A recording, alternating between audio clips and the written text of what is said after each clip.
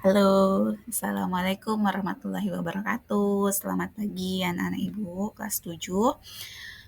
Hari ini karena suatu kondisi kita tidak bisa belajar secara tatap muka, jadi kita belajar daring. Walaupun belajar daring, hari ini kita tetap bisa belajar meskipun lewat video seperti ini ya. Nah, hari ini untuk pelajaran IPA, kita akan mempelajari tentang kalor. Oke, sebelum kita belajar, kita baca doa dulu supaya ibu kalian bisa mengikuti, melakukan pembelajaran hari ini dengan baik, dengan lancar, dan kalian bisa memahami apa yang ibu sampaikan melalui video ini dengan baik. Oke, ibu kasih waktu kalian untuk berdoa terlebih dahulu. Berdoa dimulai.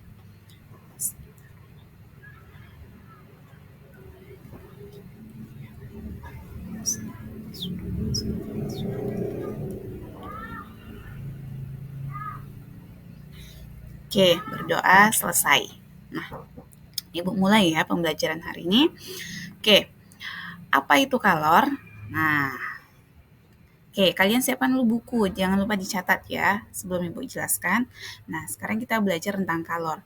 Apa itu kalor, Bu? Jadi, kalor adalah salah satu bentuk energi yang bisa diterima atau dilepaskan oleh benda. Jadi, kalor itu mengalir dari benda yang bersuhu tinggi. Bersuhu tinggi itu gimana, Bu? Jadi, bersuhu tinggi itu maksudnya benda yang panas ke benda yang bersuhu lebih rendah atau yang dingin gitu. Contohnya gimana? Contohnya gini. Kalian pasti pernah berada di sekitar api, di sekitar kompor atau pas masak gitu. Jadi oleh Ibu contohkan sekitar api unggun gitu ya. Ketika kita berada di sekitar api unggun, nah badan kita itu akan lama-lama akan terasa panas. Mengapa demikian? Karena energi itu mengalir dari benda yang bersuhu tinggi. Apa benda yang bersuhu tingginya?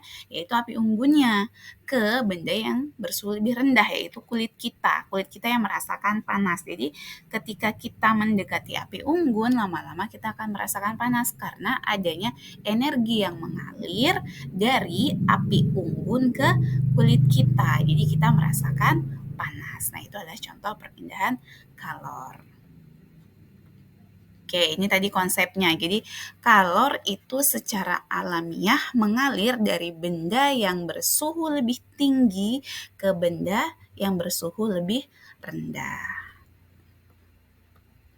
Nah, ini yaitu bentuk-bentuk perubahan benda. Kalian sudah belajar sebelumnya, misal dari benda cair ke gas, bentuk benda cair ke gas itu adalah menguap. Ketika menguap berarti dia memerlukan kalor, atau sebaliknya dari gas berubah bentuk menjadi cair atau mengembun berarti dia melepaskan kalor. Atau bentuk perubahan yang lain dari zat padat ke zat cair, yaitu mencair atau melebur, berarti dia memerlukan kalor. Sedangkan sebaliknya dari cair ke padat, yaitu membeku, berarti dia melepaskan kalor. Begitu juga untuk menyublim dan mengkristal. Kalau menyublim itu memerlukan kalor, sedangkan mengkristal dia melepaskan kalor. Lalu, apa satuan dari kalor itu? Nah, satuan dari kalor dalam standar internasional atau satuan internasional yaitu Joule, disingkat J. Nah, atau dalam makanan, dalam keperluan tubuh kita terhadap energi, karena kalori adalah energi, jadi satuannya adalah kalori. Nah, kalau 1 kalori itu sama dengan 4,2 Joule. Oke, bisa difahami? Kalian catat ya di buku catatan kalian. Bu lanjutkan. Oke, ini adalah rumus kalor. Jadi, kalor atau energi panas itu disimbolkan menggunakan huruf Q, Ki.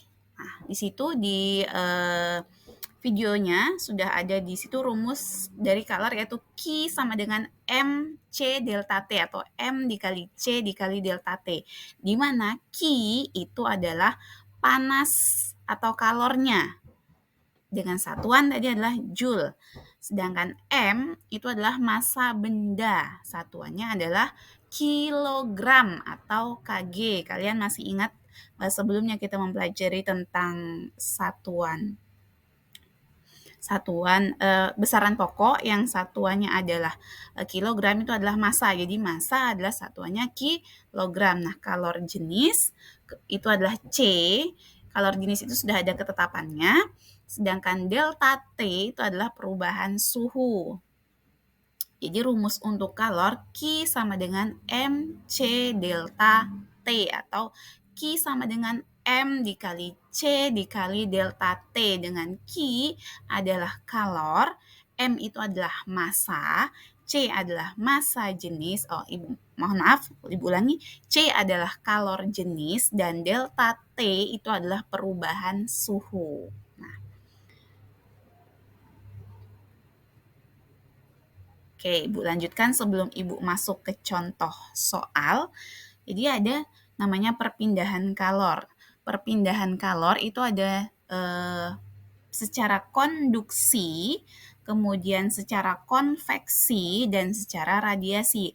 Apa perbedaan dari ketiga perpindahan kalor ini? Jadi konduksi itu adalah perpindahan kalor melalui perantara atau perpindahan kalor pada suatu zat tanpa disertai perpindahan partikel-partikelnya. Nah, terus yang kedua, konveksi, yaitu perpindahan kalor melalui aliran. Kalau aliran berarti dia zat cair atau gas ya.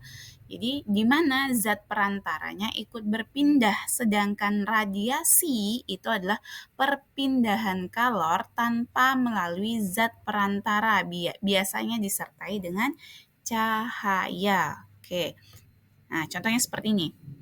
Konduksi, ketika kita memanaskan di sini panci ya. Jadi ketika kita memanaskan panci, terus ada gagangnya. Kalau gagangnya misalnya terbuat dari besi gitu, kalian pegang, lama-lama gagangnya akan ikut panas. Atau ketika kalian pegang pancinya, yang dipanaskan panci itu akan panas gitu kan. Jadi ada perpindahan kalor dari api ke pancinya. Nah, itu ketika kalian pegang ikut panas. Nah, itu berarti perpindahan kalor secara konduksi. Kalau konveksinya bagaimana? Tadi konveksinya adalah partikel-partikelnya itu kita balikan lagi, partikel-partikelnya itu berpindah kalau konveksi. Nah, contohnya di sini itu ketika memanaskan air itu kan air kan zat cair itu ada partikel-partikelnya. Nah, kalian perhatikan gambar ini. Konveksi ketika memanaskan air, awalnya yang panas air itu adalah bagian bawahnya. Lama-lama bagian atasnya akan ikut panas. Nah, itu kenapa? Karena terjadinya perpindahan partikel dari dasar panci itu, yang awalnya kan dari panci, terus dasar panci, air dasar panci kan awalnya panas, yang atasnya belum. Nah, lama-lama yang atasnya panas. Nah, itu adanya perpindahan partikel-partikel pada air dari dasar ke atas. Nah, itu adalah perpindahan kalor secara konveksi. Sedangkan radiasinya apa, Bu? Nah, radiasinya itu kalau kita tadi seperti api unggun, Ibu contohkan api unggun, kalau kita berada di sekitar kompor yang apinya menyala, nah lama-lama kita akan merasakan panas. Nah, itu perpindahan kalor secara radiasi. Oke, bisa difahami? Kemudian Ibu lanjutkan. Nah, ini adalah contoh soal dari rumus Q sama dengan MC delta T tadi. Oke, baik, Ibu bacakan soalnya di sini ya.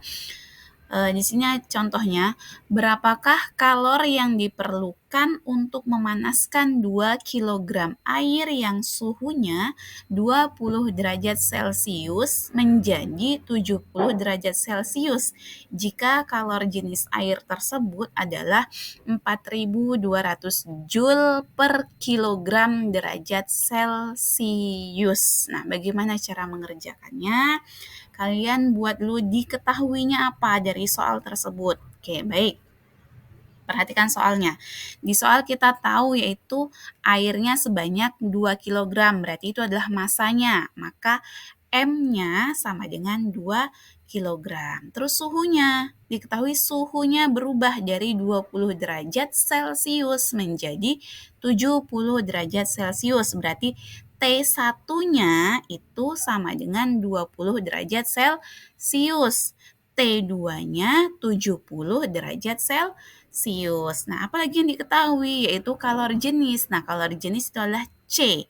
Jadi C sama dengan 4.200 Joule per kilogram derajat Celcius. Nah, dari yang diketahui itu masukkan ke persamaan atau rumus yang sudah Ibu jelaskan tadi di awal. Rumusnya apa? Q sama dengan MC delta T. Oke, gantikan M-nya 2 kilogram, C-nya 4.200 Joule per kilogram derajat Celcius, sedangkan delta T itu adalah perubahan suhu, berarti T2 dikurang T1. T2-nya berapa? 70 derajat Celcius. Dikurang T1-nya yaitu 20 derajat Celcius. Jadi tinggal kalikan aja. 2 dikali 4.200 berarti 8.400. Sedangkan perubahan suhunya tadi delta T-nya tinggal dikurangkan 70 dikurang 20 berarti 50 derajat Celcius. Nah, sudah ketemu tuh 8.400 dikali 50 tinggal dikalikan. Berapa hasilnya? Yaitu 4.200 bukan 4.000, 420.000 Joule. Atau kalau kita jadikan kesatuan yang lain menjadi 420 kilojoule. Kilo itu berarti dikali 1000. Jadi kalau kalian kalikan 420 kali 1000 itu sama aja dengan 420.000 joule. Nah, itulah jawabannya. Kalau misalnya belum paham, dicatat contoh soalnya, kalian ulangi, tulis sambil difahami, dihitung ulang gitu. Oke. Nah, terakhir ya, ini adalah soalnya. Kalian tulis soal ini di buku IPA kalian kerjakan, terus kirim ke WA Ibu. Ibu tunggu jawabannya. Oke? Selamat mengerjakan. Oke, Ibu akhiri dengan ucapan wabillahi taufik wal hidayah. Wassalamualaikum warahmatullahi wabarakatuh. Bye-bye.